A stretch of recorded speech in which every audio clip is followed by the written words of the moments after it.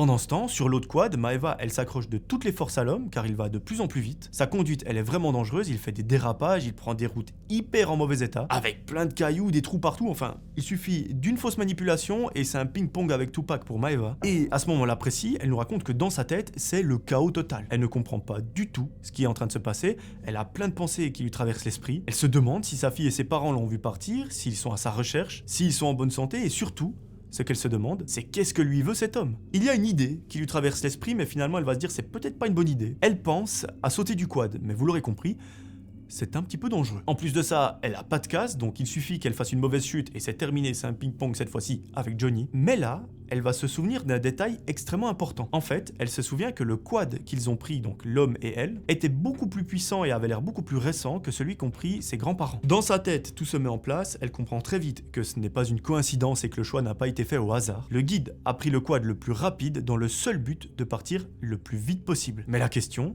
c'est où et surtout, pourquoi ?